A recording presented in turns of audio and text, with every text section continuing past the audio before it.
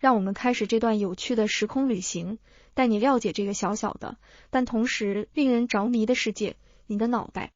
脑是如何感知时间的呢？这段旅程的指导者是迪恩·伯南诺，一位神经生物学和心理学的教授。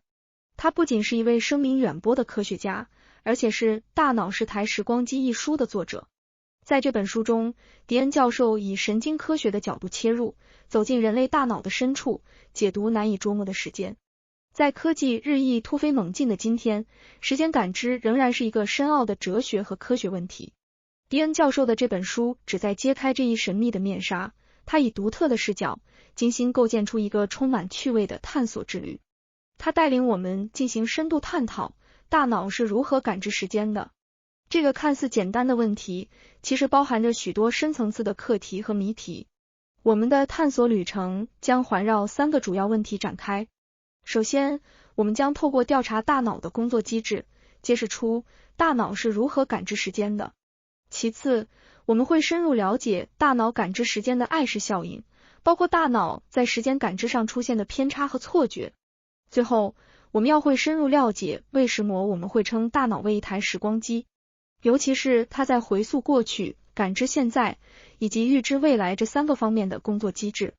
希望这场旅程能够激发你的好奇心，并且改变你对时间及大脑的认知。上路吧，让我们走进神经元的世界，探索大脑中的时空奥秘。当我们谈论时间时，哲学和物理学给出了2种完全不同的观点。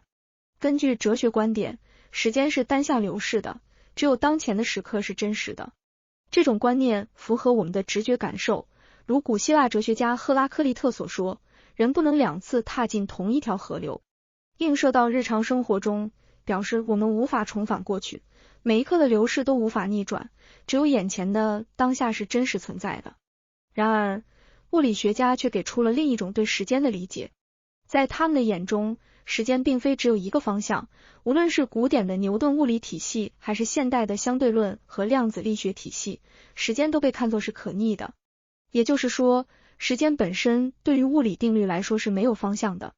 时间在物理学的方程式中，与空间维度一样并列存在，过去、现在和未来都是同样真实的存在。这种理念与爱因斯坦的观点相吻合。他曾经说过，像我们这样相信物理学的人都知道，过去、现在和未来之间的区别只不过是持久而固执的幻觉。这样看来，物理学家的时间观念似乎与人类的直觉感受存在冲突。我们能明显地感觉到时间的流逝，分秒不差地经历着生活中的每一刻。相比之下，物理学家的想法似乎有些让人难以接受。难道我们对时间流逝的感知真的是一种幻觉吗？如果哲学家和物理学家的观点看似相互矛盾，那么解开这个谜团的关键可能就在于大脑对时间的感知了。大脑如何感知并处理时间，就成了摆在我们面前的一个举足轻重的问题。大脑是如何感知时间的呢？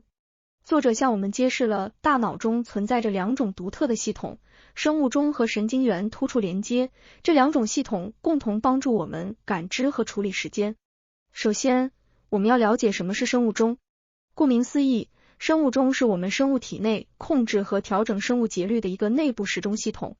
这个系统能够判断和控制较长尺度的时间，例如日常生活的节律和作息时间。科学家通过对小鼠进行的实验发现，即使在被剥夺了光线的环境中，小鼠仍然能够在活动和休息之间保持一定的节律。这个发现证明了动物体内存在着生物钟。具体来说，人体内的所有细胞都内含着一种24小时的生物钟。这种内在的生物钟与基因表达有关。在细胞中，基因表达是一个过程，它包括将基因中的信息用于合成蛋白质或者 RNA。因为这个过程有一个固有的节律性，因此生物体内的每个细胞也具有自己的周期性。这种周期性的调控来源于大脑底部的一个结构，叫做是交叉上核。它能接收眼睛传来的光信息，然后通过激素的形式传递给全身的细胞，以此告知身体现在是白天还是黑夜，以调节清醒和睡眠的周期。不仅如此，我们还了解到，这种周期性的活动还具有一种自我调节和反馈的机制，能够维持细胞内在的生物钟。因此，我们可以在某种程度上说，人体的内部遍布着时钟。这些时钟既是字面上的时间表，同时还具有调节和维持我们生活节奏的功能。从上面的描述中，我们可以看到大脑是如何通过神奇的生理结构和过程来感知和处理时间的。大脑中的生物钟和神经元突触连接，以一种精妙细腻的方式指挥着我们的身体和行动。虽然我们无法像看表那样直接读取脑中的时间，但这并不妨碍我们的大脑以其独特的方式来感知和判断时间。不仅有生物钟让大脑感知时间的长期周期，还有神经元突触连接的系统，是大脑感知短时间尺度的主要方式。神经元是大脑的基本组成单位，而神经元之间主要通过突触连接来进行信息的传递，形成一个庞大的通讯网络。在这个网络中，突触前神经元会在接收到刺激后输出化学信号，这些信号会被邻近的神经元接收并产生相应的电信号。通过这种方式，神经元对不同时间的准确反应实现了对时间的判断。而神经元突触的关键性特性就是它的可塑性。通过这种可塑性，突触的强度会根据信号间的时间间隔产生变化，从而包含了时间信息。因此，不同的时间间隔会产生不同的突触强度，从而产生不同的电信号。所以，我们可以通过这种方式来判断不同的时间间隔，这也就是神经元对时间的选择性反应。而为了解释大脑如何处理时间，作者提出了一种名为状态依赖网络的模型。这个模型可以用一种简单的类比来理解。一个桌子上放置了很多台球，这些球在空间上的不同位置和运动状态定义了这个系统的状态。像这样，神经网络中的神经元正在产生信号，以及这些神经元的突触可塑性则反映了当前大脑系统的状态。而大脑系统状态的变化则可以用来判断时间的变化。这就如同我们可以通过观察一个桌球系统的一个状态，来推断其在过去或未来的某一时刻的状态一样。这就是作者在书中提到的大脑的多时钟策略，用于协调和完成不同的时间任务。从这些角度来看，我们的大脑看似神秘，实则极其精妙。它利用了生物钟和神经元突触连接两大主要系统来进行复杂的时间感知。无论是生物的日常节律，还是意识活动的细微变化，都在大脑这台惊人的时间机器中得到了深入的探究与揭示。大脑的处理外界时间信息的方式和我们常用的人造时钟天壤之别。我们常用的机械时钟或电子表需要通过规律的运动或震荡，配合数字电路进行计数，因此这就是两套系统，一个震荡系统和一个计数系统。相比之下，大脑则完全不同。大脑并不具备一个独立的硬件时钟，而是将计时的任务分布在大脑的各个神经回路中，每个神经元都是计时的主体。也就是说，大脑只有一套计时系统，也就是神经回路自己。更值得注意的是，在大脑系统中，并非只有一个理论上的计时器在工作，而是有无数的计时器同时在工作。将这种计时方式比作一台厨房使用的定时器，如果你正在厨房准备煮鸡蛋、炒面和烤面包，对应的你可能需要设定3个时间，要么选择一个时钟分别设定3个时间，要么准备3个独立的定时器。显然，选择多个计时器会更有优势，因为当其中一个定时器响起时，你不用去猜这是要烤面包的时间到了，还是要煮鸡蛋的时间到了，这使得整个烹饪过程有条不紊，而不会陷入混乱。这正是大脑的计时机制的巧妙之处，这就是作者所说的多时钟策略。但是，大脑感知到的时间并不等同于时间本身。时间只是大脑中对外部事件的一种感知，这种感知是大脑的心理构建的产物，而并非对物理现象的准确反应。同样的，大脑不仅创造时间感知，其对外部的其他事件也具有相同的扭曲的感知能力。所以，我们有必要认识到，大脑创造的对时间的感知是一种感觉，并非时间本身。大脑对时间的感知以及我们如何评估时间的长度是一种丰富而复杂的现象，一方面受我们的注意力水平的影响，另一方面受我们的情绪状态的影响。当我们处于高度情绪化的事件中，我们的时间感知可能会变慢，这是因为我们的情绪引发了我们的战斗或者逃跑反应，进而引发大脑回路当中的一种慢动作效应。与此相反，当我们处于愉悦的状态中，我们的感知时间就会变快。这一原理解释了我们为何往往会觉得愉快的时光过得更短。这种现象在心理学中被称为假日悖论。当我们在享受快乐的时候，时间似乎过得飞快，但回顾起来又感觉那段时间非常长久，因为我们的大脑在不停地记录着新的记忆和经历。这正是因为我们人脑具有压缩或膨胀时间的能力，这是人脑的一种基本特征。这种现象受到背景情境、情绪状态以及我们的空间感知的影响。空间感知对于我们来说是一种更直观、更易于理解的概念，以至于我们的大脑会倾向于用空间的概念来概念化时间。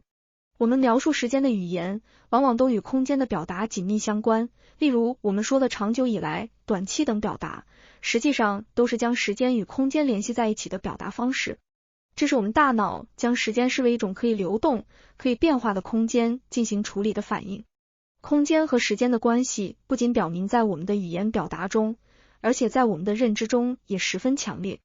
作者提到了一项实验证明，空间距离的变化会影响我们对时间的判断，这就是著名的卡帕效应。这种现象表明，即使是在相同的时间间隔下，当我们看到物体移动的距离较远时，我们会倾向于认为这个时间间隔较长。所以，我们可以说，时间的感知是一个多因素结合、复杂而有趣的过程，包括了情绪、注意力、空间感知等各种因素，反映了大脑在面对时间信息处理时的灵活性和复杂性。大脑拥有的精神时间旅行能力，让我们能够跳出现在的框架，重现过去的事件，预测未来的可能性。这如同一部魔幻的时光机，让我们能够在时间线上自由穿梭。这种能力是人类特有的，也是人类智慧的体现。因为有了这种能力，我们可以预知未来可能发生的情况，比如在春天播种，以防止冬季饥荒。我们也可以在过去的经历中吸取营养，以防重蹈覆辙。这种能力让我们得以对未来做出预见和规划，总结过去的经验，并将这些经验和知识传递给后代。然而，面对时间的处理和看待，不同的文化和族群之间存在着差异。作者举了亚马逊原住民皮拉汉人的例子，他们似乎不会为未来的事情发愁，也不会提前储存食物，计划不超过1天，这和大部分人的行为方式非常不同。而在现代社会，我们似乎正处于一个被时间短视困扰的时代，如财务困难的出现，往往是因为人们更倾向于选择短期的满足，而忽视了其长期的影响。精神时间旅行的能力，正是我们对抗这种时间短视现象的利器。通过对未来进行精神模拟，我们能够对当前的决策进行更好的推敲和选择。例如，在决定花费的时候，让我们从短视的消费决定转向了对长持满足的倾向。精神时间旅行有助于我们抑制冲动，做出更理智的决策，从而带来更准确的预测和更有利的选择。这种能力涉及的不仅仅是大脑的一部分，而是需要大脑中多个不同的区域协同作用。这同时也反映了大脑在处理时间信息时的复杂性和高度协调性。记忆是我们精神时间旅行的关键，它是我们能够回溯过去和预测未来的重要基础。正如《台时光机》这本书中提到的，记忆主要分为2种类型，语义记忆和情境记忆。而语义记忆则涉及到我们的知识和事实，即那些我们能清晰记住的事实信息，如生日、历史事件等。情境记忆则涉及我们过去经验的情绪、环境等元素，如上次家庭聚会时的笑声，或者小时候最喜欢的公园的模样。这2种记忆形式共同构成了我们的时间线，为我们在时间上的前后投射奠定了基础。而在记忆的存储、提取和重建过程中，大脑的不同区域各司其职，扮演着重要的角色。这就好比我们的大脑就像一部精妙的机器，在处理记忆信息时，各个零件都发挥着关键的作用。对于时间的本质，尽管学者们还没有达成一致的观念，但我们都可以同意的是，无论是过去、现在还是未来，对我们来说都同样真实。正是因为有了这样的认知，我们的大脑才能称得上是最棒的时光机。它不仅能用以神奇的方式来判断和感知时间，还能在我们的精神上进行时间旅行，比如回顾过去的经历或预测未来的可能。而最重要的是，大脑的时光机能力让我们得以实现更美好的未来。因为有了这种能力，我们在面对人生的选择与决策时，能更好地评估未来可能的结果，对未来产生更深远的影响。